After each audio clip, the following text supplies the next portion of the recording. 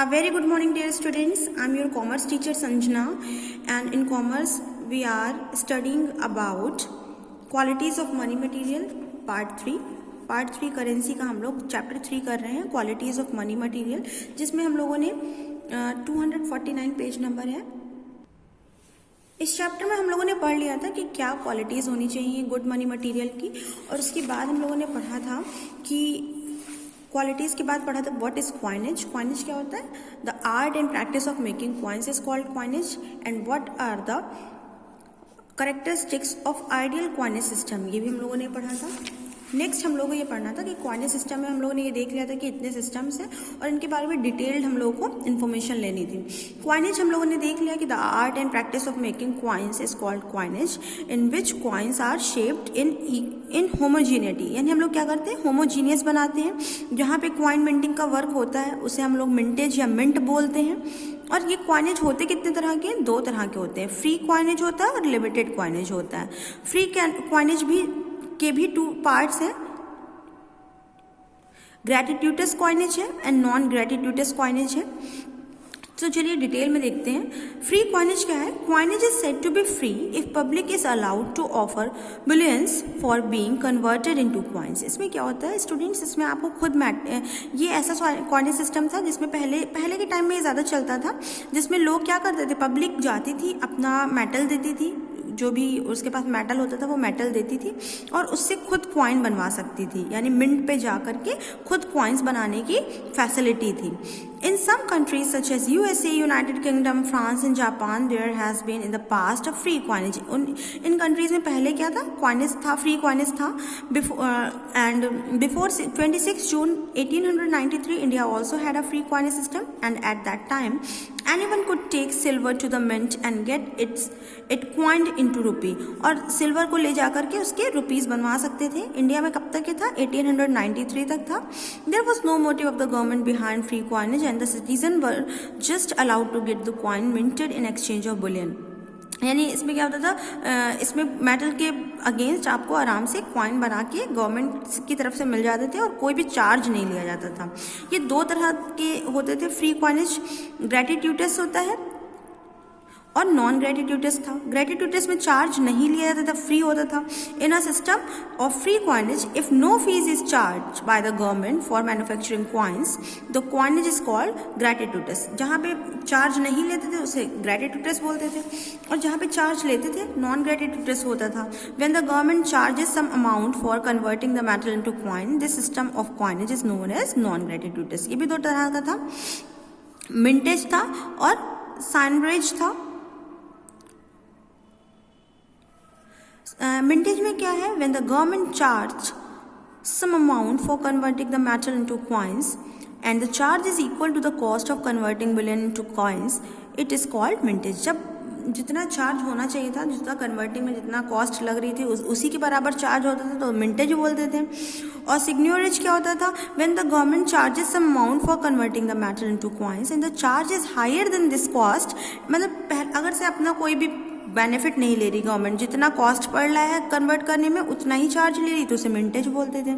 और जब क्या होता था, कॉस्ट से ज़्यादा प्राइस लिया जाता था, चार्ज लिया जाता था, जितना कॉस्ट लग रहा है उससे भी ज़्यादा लिया जा रहा था, उसको सिग्न्योरेज बोलते थे। Signorage may be charged by including an alloy in the coin or by a direct charge. या कभी कभी क्या होता था कि कुछ एलॉय में मिक्स करके उसकी वजह से या फिर ऐसे ही डायरेक्ट चार्ज में बढ़ा दिया जाता था। अब इसके बाद नेक्स्ट सिग्न्योरेज के बाद क्या है? Limited coinage. लिमिटेड क्वाइनेज क्या था students? Coinage is said to be limited if the public is not allowed to offer bullions for being converted into coins and coinage is done only on government account. इसमें क्या होता था, इसमें हम लोग इसमें क्या होता था, पब्लिक को अलाउ नहीं किया जाता था कि वो वहाँ पे मेटल लेकर के जाए और उसको कॉइन बनाने दिया जाए, ऐसा नहीं होता था। गवर्नमेंट जितने कॉइन्स इशू करेगी बस उतने ही इशू हो सकते थे, कोई जाकर के खुद पर्सनली वहाँ से कॉइन्स नहीं बनवा सकता था मिंट से। All the countries in the world follow the policy of limited coinage in present day. Present day में यही सिस्टम चल रहा है। हम लोग अब ऐसा नहीं कर सकते हैं कि हम लोग मिंट पे गए और जाके कॉइन्स बनवा लें, ऐसा नहीं हो सकता। Before 1893 in India anyone could take silver to the mint and get it coined into rupee। 1893 से पहले ये फैसिलिटी थी, लेकिन अब नहीं है। नेक्स्ट इसके बाद स्टूडेंट्स क्या है, इसके बाद क्वाइनेज इन इंडिया है कि इंडिया में क्वाइनेज कैसे हुआ। अब इसमें डिस्कवरी बताएगी, the discovery of Mohenjodaro has revealed that even in that age the system of metallic currency was not unknown. यानी मोहनजोदारो की जो सभ्यता वगैरह है, इससे पता चलता है कि हम लोग के यहाँ जो करेंसी, ये जो मेटलिक करेंसी है उस टाइम से चलती आ रही है, उस समय भी अननोन नहीं था, उस समय भी सिक्के वगैरह होते थे। Gold coins were known as, इसको निष्का बोलते थे, और यहाँ पद लिखा है, पद इन एंशिएंट इंडिया। ठीक है, इस तरह से यहाँ पे आपको बताया गया है कि हम लोग की मोहनजोदारो से ही कॉइनेज सिस्टम चल रहा है, यानी हम लोग कॉइन्स यूज़ कर रहे हैं। उसके बाद उसमें इम्प्रूवमेंट कैसे हुआ, धीरे धीरे इल्तुतमिश के टाइम पे क्या हुआ, मुगल एम्पायर आया, उसके बाद क्या हुआ, ब्रिटिश पीरियड के टाइम पे क्या हुआ, इस तरह से उन्होंने मोहर नाम रख दिया, गोल्ड मोहर चलने लगी, नेम चेंज होने लगे, सिल्वर के रुपीज़ चलने लगे, 1 गोल्ड मोहर। इस तरह से हम लोगों को क्या 15 सिल्वर रुपीज़ टू 1 गोल्ड मोहर के बराबर था उस टाइम पे जब ब्रिटिशर्स यहाँ पे थे।